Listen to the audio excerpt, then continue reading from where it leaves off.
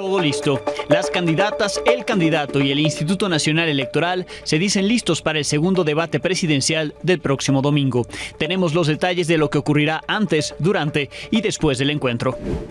Alternativas hacia la paz. Esta semana, representantes del sistema universitario jesuita presentaron propuestas para alcanzar la paz, justicia y reconciliación en México. Lo hablaremos con el rector de la Ibero, Luis Arriaga Valenzuela. Droga zombie en México. La alerta por consumo de silacina, que representa una amenaza en Estados Unidos, ya se ha extendido a ciudades fronterizas de México, como Tijuana. Agreden y los agreden.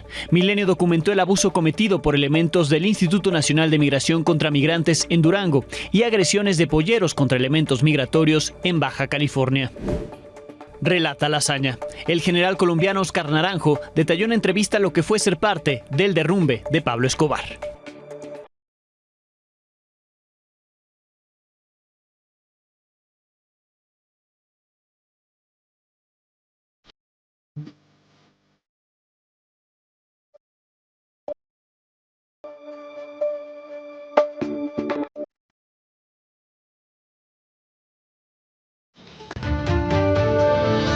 Muy buenas noches. Faltan menos de 48 horas para que se lleve a cabo el segundo debate presidencial entre Claudia Sheinbaum, Xóchitl Gálvez y Jorge Álvarez Maínez. A diferencia del primer debate que se realizó en la sede del Instituto Nacional Electoral con un escenario montado sobre la herradura de la democracia, ahora será transmitido desde los estudios Churubusco y así el que le presento en pantalla es como será el foro en esta ocasión. El candidato estará en el primer espacio de izquierda a derecha, luego en el centro la candidata de la coalición Fuerza y Corazón por México y a la derecha la candidata de la coalición Sigamos Haciendo Historia. Estarán de pie y frente a los moderadores, ellos estarán sentados, a cada uno se les asignará una cámara junto a la cual habrá pantallas para ver los cronómetros y un monitor para que puedan ver lo que se está transmitiendo. Apenas hace un par de días, la consejera presidenta del INE, Guadalupe Tadei, encabezó un recorrido por ese set. Milenio la acompañó. Aún no se define si las y los consejeros estarán dentro del set, aunque Tadei se ha aferrado a que así sea. Mañana son los ensayos. El primero en ir será Jorge Álvarez Maínez. Tiene de las 4 a las 4:50 de la tarde para acudir. Luego Xóchitl Gálvez tiene de 5 a 5:50 de la tarde. Y finalmente Claudia Sheinbaum puede ir a ensayar de 6 a 6:50 de la tarde. Para el domingo se prevé que arriben en ese mismo orden a partir de las 6 de la tarde, con 20 minutos de diferencia entre el candidato que llegará primero y luego llegarán las dos candidatas presidenciales. Por cierto, durante este día los equipos de las candidaturas afirmaron que los tres estarán listos para el próximo domingo.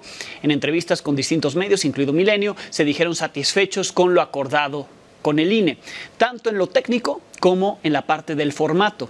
Aseguraron que habrá oportunidad de presentar sus propuestas, mostrar contrastes y hacer señalamientos. Y hablando de este día previo al debate, Xóchitl Gálvez denunció que el gobierno federal envió espías a su casa de campaña. Este viernes fueron detectadas 2 personas, un hombre y una mujer, en un automóvil, desde donde tomaban fotografías y videos de las actividades que se realizaban en el inmueble, sobre todo de las personas que entraban y salían de este inmueble que está en la colonia Anzures. Se llamó a la Secretaría de Seguridad Ciudadana para que apoyara a que ambos se identificaran. Sin embargo, la pareja se negó. Se encerraron en el auto, pero no pudieron huir, pues ya les habían colocado una araña inmovilizadora por no pagar el parquímetro o superar el tiempo que habían pagado. Más violencia contra candidatos. La Secretaría de Seguridad de Nuevo León brindó protección a la candidata del partido Vida a la alcaldía de Guadalupe, allá en Nuevo León, Alinda Padilla, luego de que ayer hombres armados atacaron un vehículo que ella utiliza en su campaña. La candidata estaba realizando un recorrido lejos de ese incidente. Más tarde informó que ninguna persona resultó herida. El secretario de Seguridad, Gerardo Pámanes, informó que la Fiscalía ya avanzó en las investigaciones y que tiene varios videos del momento de ese ataque. En Morelos, hombres armados asesinaron a Mario Aguirre, hermano del candidato de Movimiento Ciudadano a la alcaldía de Tetecala, Cuthberto Aguirre, cuñado de la exalcaldesa de ese mismo municipio, Luz Darí Quevedo. Según testigos, Mario Aguirre caminaba por la calle cuando le dispararon. La candidata de Movimiento Ciudadano a la gubernatura de Morelos, Jessica Ortega, señaló que Tetecala está en una de las zonas más violentas de Morelos. Desconoce si el agredido había recibido amenazas. En Zacatecas, 200 candidatos, sí, 200 candidatos renunciaron a sus aspiraciones sin dar explicaciones. De acuerdo con los consejeros electorales de esa entidad, solo en algunos casos los aspirantes mencionaron el tema de inseguridad, que les preocupa y por eso se bajaron de la candidatura, pero no interpusieron quejas ni denuncias. También justificaron su declinación por cuestiones de tiempo o desinterés. La mayoría son de Morena, PRI y Movimiento Ciudadano. Rodrigo Reyes, el secretario general de Gobierno de Zacatecas, habló sobre el ambiente electoral en esa entidad. Y hoy sabemos que en Zacatecas, hasta el momento, vamos a tener un proceso electoral en paz. Hemos trabajado de manera coordinada con las autoridades electorales, tanto federal como local, para tener un proceso electoral en paz. Producto de los trabajos de este grupo, hemos podido lograr algo histórico. Decir, hasta el momento, que existen las condiciones para lograr la instalación del 100% de las casillas electorales, algo que no se lograba desde hace décadas. En Chiapas, habitantes de la región de la Sierra, en la frontera con Guatemala, se encuentran sitiados por un grupo criminal que instaló al menos 6 retenes de revisión en esa zona. Ahí, donde el domingo fue retenida por unos momentos la candidata presidencial Claudia Sheinbaum. 2 de los puntos de vigilancia están sobre la carretera federal 190, a la altura del poblado San Gregorio Chamic y El Jocote.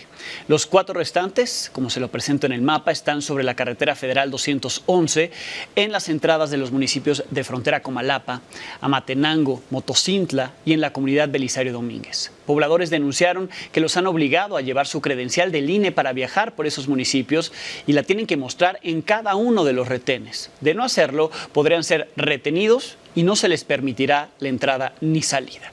También se les exige llevar los teléfonos celulares apagados, entregarlos al conductor de la unidad de transporte público, no llevar paquetes voluminosos ni acceso a alguna red Wi-Fi. También en Chiapas, la Fiscalía del Estado inició una investigación por el asesinato de Juan Hernández Gómez, el líder de una iglesia evangelista del municipio de Panteló. Fue atacado cuando iba en su camioneta. Apenas hace una semana, elementos del ejército evacuaron a maestros de 10 escuelas ahí de Panteló que quedaron atrapados por el enfrentamiento entre los grupos criminales de El Machete y los Herrera. En medio de todos estos hechos de violencia, el presidente siguió justificando las modificaciones recientemente aprobadas a la ley de amnistía. Reiteró que será clave para resolver casos como la desaparición de los 43 estudiantes de Ayotzinapa.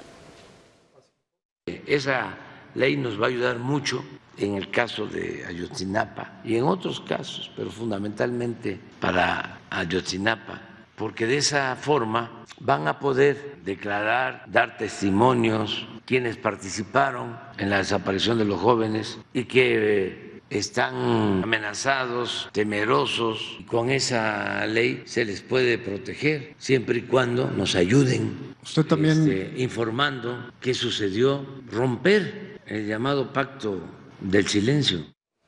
Por cierto, los padres de los 43 normalistas instalaron un plantón frente a Palacio Nacional a 115 meses de la desaparición de los estudiantes. Se van a cumplir 10 años. Antes marcharon por Paseo de la Reforma, realizaron un mitin y al terminar montaron el campamento para exigir que los reciba el presidente antes de las elecciones. Pero él ya dijo que los verá hasta el 3 de junio. Esta semana, rectores de las universidades jesuitas del país presentaron la Agenda Balance y el libro Alternancias hacia la Paz, Alternativas hacia la Paz con Reconciliación, propuestas desde el sistema universitario jesuita. Una serie de propuestas para alcanzar una paz generacional y para que se atiendan las principales violencias que hay en México. Para hablar de esto me acompaña el doctor Luis Arriaga, el rector de la Universidad Iberoamericana Ciudad de México. Bienvenido. Muchas gracias por la invitación. Al contrario, gracias por estar acá para entender un poco qué es lo que están proponiendo, qué diagnóstico tienen para hacer estas propuestas. Mira, esto surge hace 2 años aproximadamente, sí, a partir del asesinato de los 2 jesuitas en la Sierra Tarahumara. Cerocahui, ¿no? Exacto, en Cerocahui.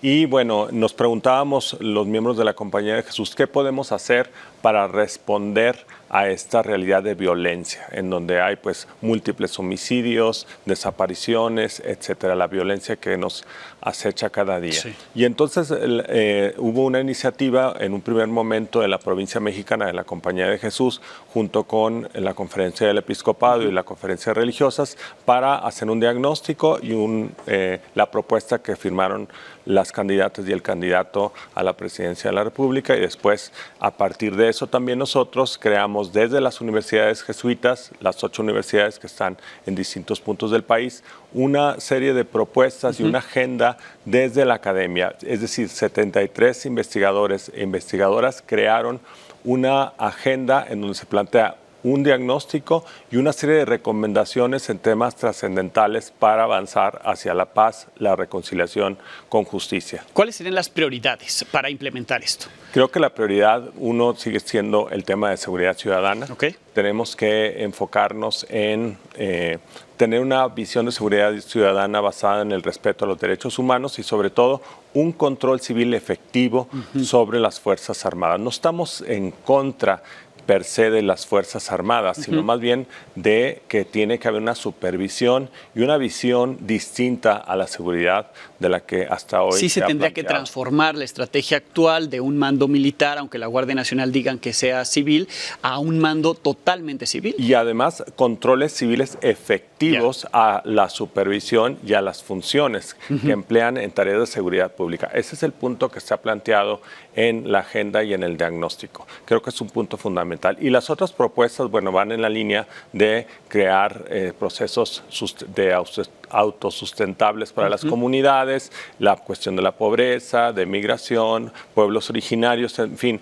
hay ciertos temas que se han tocado en esta agenda y bueno, también junto con esta agenda la Universidad Iberoamericana, como sabes, presentó una serie de propuestas también a las candidatas y candidato y los otros candidatos también al gobierno de la Ciudad de México. Que estuvieron allá en los diálogos, ¿no? Estuvimos en los diálogos, una experiencia realmente muy fecunda, porque bueno, como sabes, tú eres de casa también de la Universidad Iberoamericana, se presentaron con mucha participación estudiantil, es decir, se formó un grupo de trabajo en este grupo que se llama Ibero Dialoga, en donde se planteó el formato y los que moderaron las conversaciones y las comparecencias fueron los mismos estudiantes. Fue una experiencia muy rica y muy fructífera. Y bueno, aunque no haya ido la candidata Claudia Sheinbaum, se le entrega el documento, ¿correcto? Por supuesto, y además está invitada. Todavía no está cerrada la invitación, no nos ha dicho que no. Estamos esperando su respuesta y por supuesto que confiamos en que hará un espacio en su agenda y si no lo hace, pues bueno, le entregaremos las propuestas como se las hemos entregado a los demás candidatos. ¿Ven disposición de los actores políticos por tomar en cuenta estas propuestas? Sí, hablábamos supuesto. de la firma de este acuerdo. Ahí está las propuestas de política. Las propuestas también de política pública ya planteadas desde la academia y bueno, en base a evidencia y sobre todo a estudios académicos de buen nivel, ¿verdad? No es solamente politiquería, sino más bien pues propuestas hechas por especialistas en temas de salud, de seguridad pública, de alimentación, en fin, una serie de propuestas que planteamos de migración, por supuesto, desde la universidad y desde los temas prioritarios que nos hemos fijado. ¿Cómo ve la universidad lo que se planteó esta semana en términos de amnistía? Si es parte de un ejercicio para lograr esta justicia transicional, que también es parte de la propuesta, si abona en algo o habría que hacer todavía ajustes. Creo que es muy importante también hacer una revisión del Poder Judicial en su conjunto, pero también del sistema de administración y procuración de justicia. En la teoría constitucional, como sabemos, existe esta parte que le llaman el equilibrio de poderes. Claro. Tiene que haber equilibrio de poderes y no puede recaer en una sola persona la impartición de la justicia, sino que tiene que haber juicios previos y eso está garantizado, bueno, y ha sido una lucha de muchos años. Los derechos humanos no es una concesión generosa de los estados, son a base de muchos esfuerzos y de muchas personas que han caído sobre la marcha para que se cumplan. Bien, le agradezco muchísimo que haya estado acá. Están los documentos para que se consulten, se tomen en cuenta, sobre todo los tomadores de decisiones, quienes asumirán cargos el próximo, en este año, pero que sean electos el 2 de junio. Están en nuestra página, tanto la agenda y la constitución de este laboratorio, Reconciliab, Laboratorio de la Reconciliación, y también, bueno, todas las comparecencias de Ibero Dialoga están en la página. Y ahí el QR también para que lo puedan escanear. Muchísimas gracias, rector, por estar por acá. Gracias. Gracias. Hasta luego, Alejandro. Al doctor Luis Arriaga Valenzuela.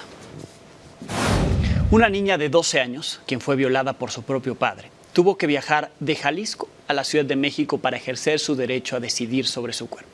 Pues en la entidad se lo negaron, atrasaron el proceso, lo que representa un desacato. La historia es de Josefina Ruiz. 4 dependencias de Jalisco están bajo la lupa de la Comisión Estatal de Derechos Humanos, que abrió una investigación después de que se le negó el aborto a una menor de 12 años de edad, quien resultó embarazada tras presuntamente ser abusada sexualmente por su padre. La menor tenía entre 25 y 27 semanas de gestación y no se le practicó el aborto, a pesar de que su situación entra en los requisitos que establece la legislación estatal: un caso de violación por accidente que force el fin de la gestación, daños a la salud y riesgo de muerte. Al no ser atendida, la menor tuvo que ser trasladada a la Ciudad de México después de 11 días de espera y se le practicó el aborto sin contratiempos, según la Red por los Derechos Sexuales y Reproductivos en Jalisco. La Comisión de Derechos Humanos de Jalisco emitirá una recomendación por violaciones a los derechos humanos si se encuentran omisiones en alguna de las dependencias estatales, por lo que llamaron a familiares de la víctima a presentar una queja formal. Lo que nos interesa es indagar el por qué se tuvo que realizar en otra entidad federativa, cuál es la situación real en los hospitales públicos aquí en el estado, para también nosotros considerar si existieron o no existieron violaciones a derechos humanos. El presidente del Supremo Tribunal de Justicia de Jalisco, Daniel Espinosa, explicó el motivo por el que se negó el derecho a la menor. No es que no se haya querido dar el servicio, sino que en el estado de Jalisco no tenemos un médico especializado. No es lo mismo expulsar un embrión o un feto que un bebé. Y entonces el trámite y el riesgo para la madre cambia en cada uno de los aspectos o fases de la cuestión gestal. El pasado 7 de marzo se actualizó el programa para la interrupción legal del embarazo en Jalisco, el cual establece que la Secretaría de Salud debe contar con los insumos y el personal necesario para la interrupción del embarazo, pero estos protocolos no se cumplieron. Además, este jueves un tribunal federal ordenó al Congreso del Estado a despenalizar el aborto. En tanto, la Fiscalía Estatal ya está investigando el presunto abuso sexual del que fue víctima la niña y que derivó en este embarazo. Con información de Josefina Ortiz, Milenio Noticias. Este viernes, la Administración de Control de Drogas de Estados Unidos, la DEA, advirtió que desde el año pasado sigue creciendo la incautación de fentanilo mezclado con silacina, haciendo que la amenaza de salud que enfrenta ese país sea aún más letal. En el 2023, la DEA incautó 12,000 libras de fentanilo en polvo y 79.5 millones de pastillas de fentanilo. Al menos 30% del polvo incautado contenía silacina. En febrero le presentamos aquí un trabajo de mi compañera Liliana Padilla, desde el barrio de Kensington, allá en Pensilvania, la zona cero del consumo de esta sustancia, conocida como droga zombie, por los efectos que causa entre sus consumidores. La naloxona, el medicamento que evita la muerte por sobredosis, no sirve cuando hay de por medio silacina, debido a que este fármaco deja a quien la consume en un estado de sedación tan profundo que es prácticamente imposible contrarrestar la dificultad respiratoria. El problema no solo es de los estadounidenses, su consumo ya está documentado aquí, en México. Ocurre, por ejemplo, en Tijuana y en Mexicali, en Baja California. Este es un trabajo de Said Betanzos.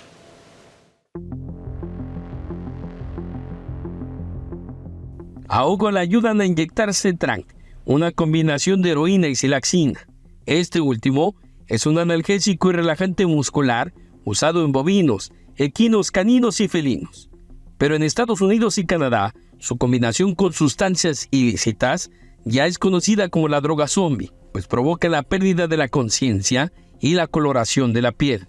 Lo que causa es somnolencia, pero como es muy fuerte, pues la gente se sobrepasan y los dejan de respirar. El 8 de abril, la Comisión Nacional de Salud Mental y Adicciones emitió una alerta al personal de salud sobre la posible adulteración de heroína y fentanilo con silaxina, combinaciones que ya comienzan a popularizarse en Tijuana y Mexicali. Y es la primera vez que se encuentra en México. En otros países ya se había descrito su uso, principalmente en Estados Unidos. Cuesta también igual, 50 pesos la dosis. Se lo inyecto, no más que sea en la vena, porque si lo usa uno fuera de la vena, causa llagas y puede infectarse y puede causar la muerte también. Hace un año, el gobierno de Estados Unidos declaró el fentanilo adulterado con silaxina como una droga de amenaza emergente. Su efecto de relajación es muy prolongado. Pareciera que los consumidores duermen, incluso cuando les suministran naloxona para revertir una sobredosis. Tardan aproximadamente entre 10 hasta 30 minutos en poder estar alertas. La CONASAMA reveló que se realizó un estudio en Tijuana y Mexicali.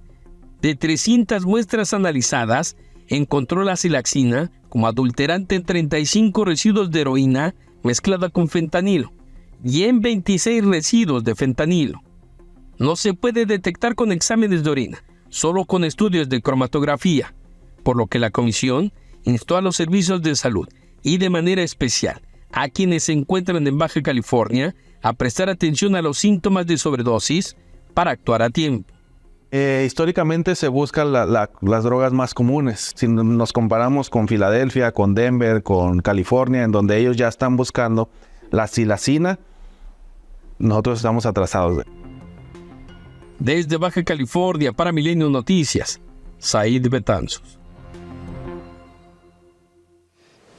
Hace unos días fue publicado el libro El derrumbe de Pablo Escobar, del general Óscar Naranjo, quien narra cómo encabezó el operativo que en 1993 logró la localización y abatimiento del narcotraficante colombiano. Conversé con él, esto me dijo. Me da muchísimo gusto saludar al general Óscar Naranjo, autor de El derrumbe de Pablo Escobar. El general, además, es ex vicepresidente de Colombia, exdirector de la Policía Nacional de Colombia, general en retiro de la Policía Nacional de Colombia, fue negociador plenipotenciario del gobierno en el proceso de paz con las FARC. Muchísimas gracias, general. Alejandro, un gusto saludarlo y saludar desde luego a toda su inmensa audiencia. Leía yo su libro, ¿cómo fue para usted aquel 2 de diciembre de 1993? Alejandro, el país realmente estaba viviendo momentos de angustia. Esa es una página muy dolorosa de la historia. Escobar en los últimos años logró asesinar un poco más de 5.000 colombianos, instalar más de 3 decenas de carrobombas de manera indiscriminada en centros comerciales, a la salida de estadios de fútbol. Y realmente el país vivía con angustia. Cuando la policía, en una operación de inteligencia de muchos años, lo localiza y hay un enfrentamiento con él y él muere, debo decir que el país todo sintió un alivio. El país volvió a respirar. Incluso hubo manifestaciones de júbilo. En mi caso personal, sentí el alivio, pero pensé inmediatamente, como lo consigno en el libro, que dado que habíamos concentrado varios años las capacidades del Estado buscando y desmantelando el cartel de Medellín, el cartel de Cali se había fortalecido y que por lo tanto, desde la hora cero de la muerte de Escobar, lo que tocaba era emprender otra tarea para desmantelar el cartel de Cali. ¿Cómo ve las cosas en la actualidad? ¿Qué tanto ha cambiado? Digamos, ya no es narcoterrorismo como se vivió en esa época, pero al final el narcotráfico sigue presente no solo en Colombia, en la región, ¿no? Alejandro, yo creo que esta respuesta es una misma moneda que hay que mirarla bajo 2 caras. Sí. Digo que hay una cara positiva que justifica esta lucha, y es que en el caso colombiano no permitimos que Pablo Escobar nos impusiera un narcoestado. La otra cara de la moneda, hay que decirlo claramente y con humildad, es que a pesar de los esfuerzos, a 70 años de ese paradigma, pues tenemos que reconocer que ha crecido la producción de drogas, que ha crecido el consumo de drogas, que ha crecido la muerte asociada, la violencia asociada a ese tráfico de drogas, y que ha crecido la corrupción. La participación de las Fuerzas Armadas en la lucha contra el crimen organizado se debe mantener. ¿Es la única salida en México? ¿Debería ser una lucha civil o sí debe ser del ejército y de las Fuerzas Armadas de un país el que combata al crimen organizado? Creo que hay que recurrir a los militares en función de sus capacidades vinculadas a esta lucha. Por ejemplo, sería un desperdicio no usar la capacidad de inteligencia de las fuerzas militares para prevenir, anticipar y localizar grupos de crimen organizado. Hay una frase de su libro y usted dice que la imagen de Pablo Escobar permanecerá presente entre nosotros para bien o para mal. ¿Por qué los idolatramos? ¿Por qué se convierten en ídolos? Nos ocurrió acá en México con el Chapo, hay otros líderes criminales también a los que se les sigue. Alejandro, realmente esa es una gran pregunta y en mi caso como una gran frustración. Cuando, digamos, me pongo en esta tarea después de 30 años de la muerte de Escobar, ¿qué fue lo que me encontré haciendo un poco de reportería, particularmente en Medellín? Sí. Encontré cosas que yo pensaba que eran falsas, como por ejemplo me decía, no, es que la tumba la visitan centenares de personas. Me fui a la tumba de Escobar en Medellín y constaté que entre 400 y 600 personas lo visitaron por los días en que yo estuve allí. Y una cosa que me impactó y me dolió mucho, ver jóvenes europeas haciendo literalmente fila en un establecimiento donde hacen tatuajes para que las marcaran con un tatuaje con el rostro de Escobar. Todavía no somos capaces de tener un sistema de sanción social a los narcotraficantes. General, yo no quisiera despedirlo sin preguntarle su aprendizaje, su experiencia de lo que pudo ver en México sobre el combate al crimen, el tiempo que participó en el gobierno de Peña Nieto como asesor o con el propio candidato. ¿Cuál fue su experiencia? ¿Con qué se quedó de México comparando con todo el trabajo que hizo en Colombia? Pues la verdad creo que Colombia y México parecen estar condenados a vivir esta tragedia.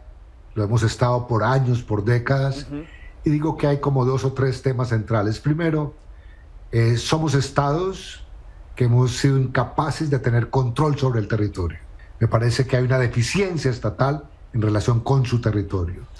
2, me parece que ha habido también un énfasis en que este es un problema de fiscales, jueces y policías contra el narcotráfico o de militares. Y la verdad, eso va más allá.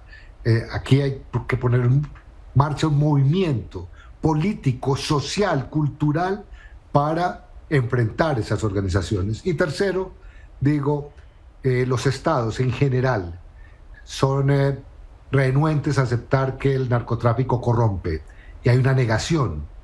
Y digo, si no se reconoce con humildad y se actúa y se visibiliza esa corrupción para enfrentarla, sin la casa en orden y sin la casa limpia es imposible avanzar para desmantelar estas organizaciones. General, yo le agradezco muchísimo. Aquí este libro, lo recomendamos por supuesto. Gracias de verdad por su tiempo. Alejandro, muchas gracias. Gracias. Muy amable. Es el general Óscar Naranjo. En Durango, agentes del Instituto Nacional de Migración están impidiendo a toda costa que migrantes suban al tren conocido como La Bestia, el tren que los lleva hacia la frontera con Estados Unidos. Ellos quieren llegar a Ciudad Juárez. En los últimos días se han visto y Milenio documentó las agresiones cometidas por personal de migración contra migrantes venezolanos. Esta es una historia de mi compañera Sandra Gómez. ¿Qué pasa? Yo estoy grabando.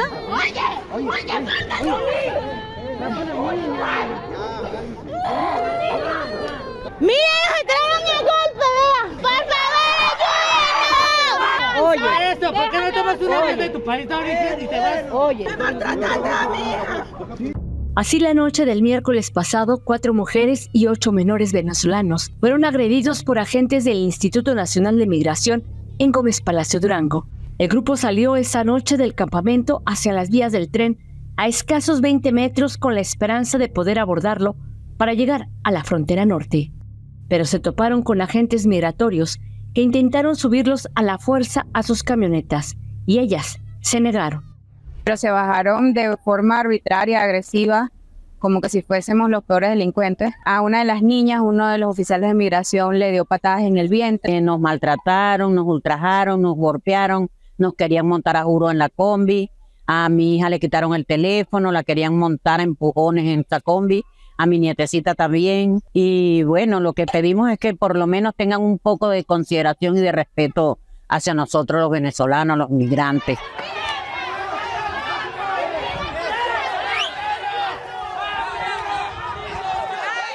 Días antes, el 14 de abril, hubo otro conato de riña en el mismo sitio. Cerca de 200 migrantes se hicieron de palabras con el personal migratorio y luego ambos bandos se lanzaron piedras y cualquier objeto que tuvieran a mano.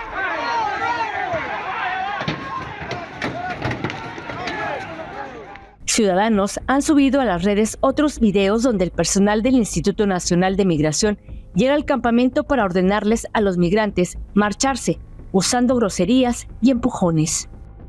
Los extranjeros piden a las autoridades mexicanas no violar sus derechos, dejar de tratarlos como criminales y que les permitan avanzar a Ciudad Juárez para solicitar asilo a Estados Unidos. Queremos continuar, pero ahorita estamos en una casa de migrantes donde prácticamente nos tienen prisioneros porque están rodeándonos por todos lados. Decenas de oficiales de migración y elementos de la Guardia Nacional vigilan las vías todo el tiempo para evitar que cualquier migrante aborde la bestia. Desde Durango, para Milenio Noticias, Sandra Gómez. Ahí lo que hacen agentes de migración contra migrantes. ¿Qué ocurre ahora con polleros, criminales contra agentes de migración? En Baja California fue captado el momento en que agentes del Instituto Nacional de Migración fueron agredidos por traficantes de personas mientras ayudaban a migrantes a cruzar la frontera con Estados Unidos. Un trabajo de Said Betanzos.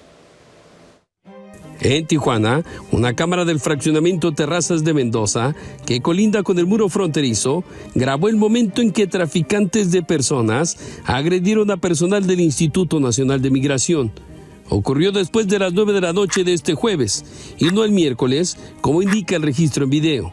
Poco después de las 21 horas, una camioneta pick-up llega a la calle Cascada, se orilla y frena. Un minuto después, avanza y gira para quedar en medio de la calle, bloqueando el paso vehicular. En ese momento, llegan dos traficantes de personas corriendo y abordan.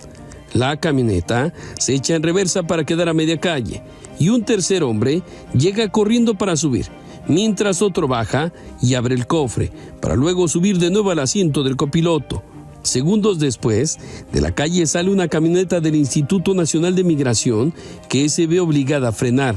Dándose cuenta que se trata de un bloqueo ilegal, dos ocupantes descienden y corren para resguardarse.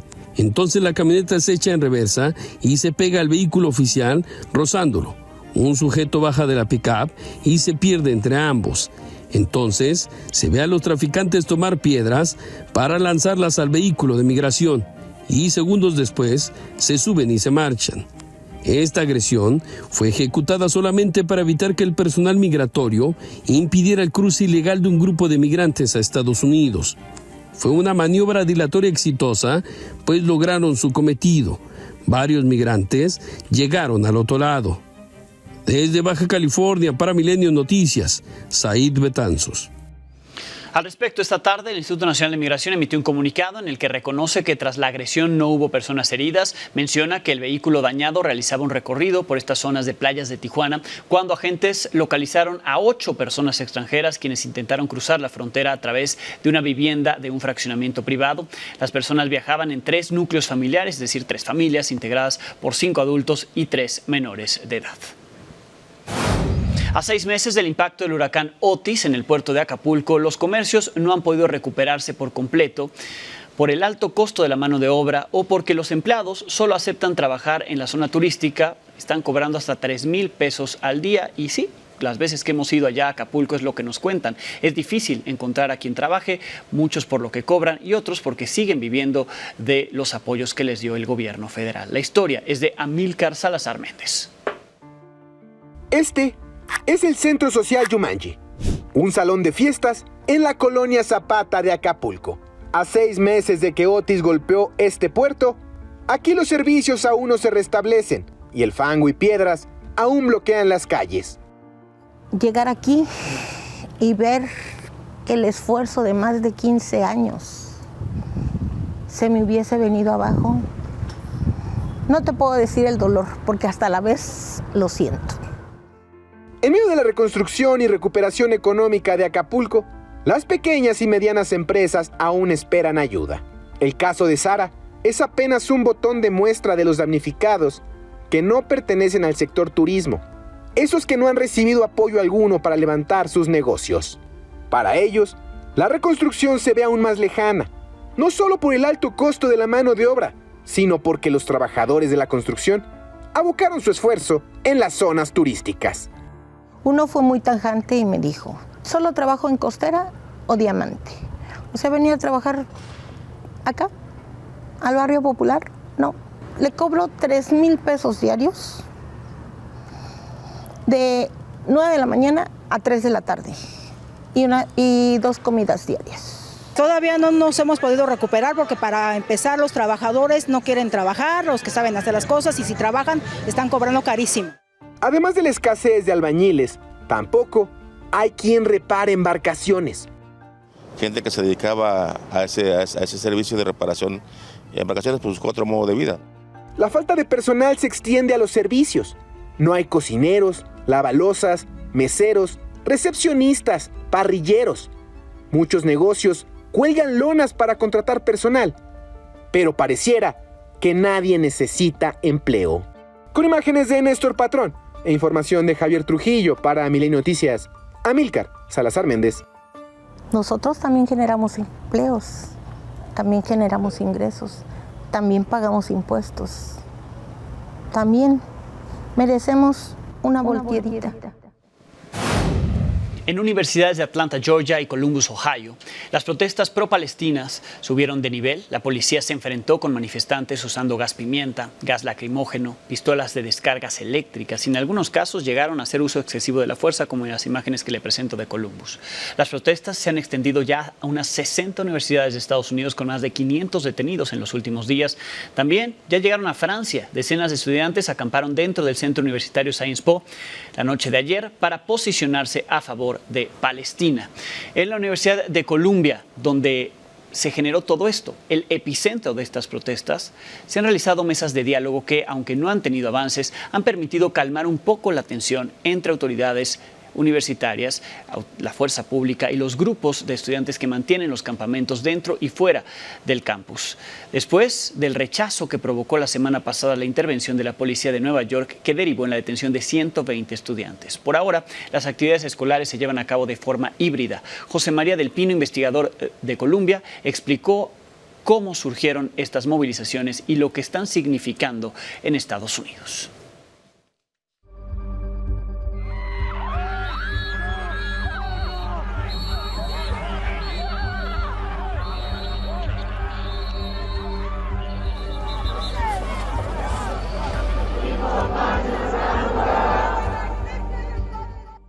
Contexto que tenemos es un campamento conformado por muchos ciudadanos norteamericanos, muchos ciudadanos también internacionales que están estudiando en Columbia. Una parte de ellos son incluso judíos que se oponen a las acciones de Netanyahu, y en el otro lado los movimientos pro-Israel que son de estudiantes hebreos o que son de estudiantes descendientes israelitas o judíos que viven en Estados Unidos y que sí apoyan la forma en que Netanyahu se ha defendido frente a los ataques de Hamás del 7 de octubre. Básicamente las principales exigencias son el alto al fuego inmediato en Gaza, a propósito de las cifras entregadas por el Ministerio de Sanidad de la Autoridad Palestina, que hablan de 34.000 civiles fallecidos dentro de Gaza. La segunda es la posibilidad de que Palestina sea reconocido como Estado y la autodeterminación de ese Estado de acuerdo a los territorios que Palestina busca reivindicar. Y la tercera, que es ya una petición que sí tiene intereses en la universidad, es que la Universidad de Columbia y ojalá toda la Universidad de Estados Unidos corten las relaciones financieras y las donaciones con empresas israelitas, con donantes judíos que puedan estar relacionados con las acciones de guerra. Y es importante decir que en universidades como las norteamericanas, en el caso de Estados Unidos, muchas veces empresas que pueden estar en distintos rubros, entre ellos el rubro de la guerra, pueden incluso financiar cátedras o financiar programas o donaciones a institutos que están en estas universidades. Todo lo que está ocurriendo en Columbia no solo grafica lo que ocurre a nivel mundial en todos nuestros países, sino que también grafica lo que está pasando en la política de Estados Unidos. El Partido Republicano, que es opositor a Biden, está pidiendo la Guardia Nacional, es decir, le está pidiendo al ejército de Estados Unidos desplegado en territorio norteamericano que ingrese a los campus y desaloje los campus. Esto forma parte de una narrativa y una disputa a nivel nacional en pleno año electoral, donde los dos partidos también están jugando sus fichas en torno a este conflicto. Biden venía desacoplándose un poco en Netanyahu. ¿Te acuerdas cuando transcribió la conversación donde le pidió que no atacara de vuelta a Irán, donde le pidió el alto al fuego? O sea, la Casa Blanca venía intentando hacerle gestos a los votantes menores de 35. El problema es que este conflicto entonces le golpea a Biden. Y los republicanos están empujando a Biden a que tenga en el fondo que condenar el antisemitismo y darle un apoyo irrestricto a Israel, porque saben lo que eso genera entre sus propios electores.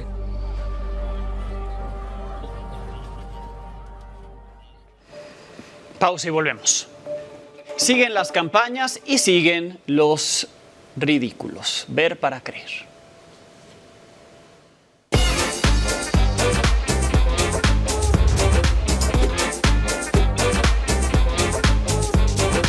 Hoy, gracias a la fracción de Morena, a nuestras senadoras y senadores, hoy es ley la corrupción en México.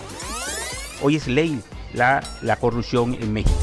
Le digo a la gente Necesito yo ser presidenta municipal porque quiero arreglar mi casa, quiero arreglar mi calle, quiero arreglar mi casa, quiero arreglar mi calle. Necesito dejarla lista porque no va a haber otra oportunidad. ¡Ey! Espérese, o saludo o le pongo a la máquina.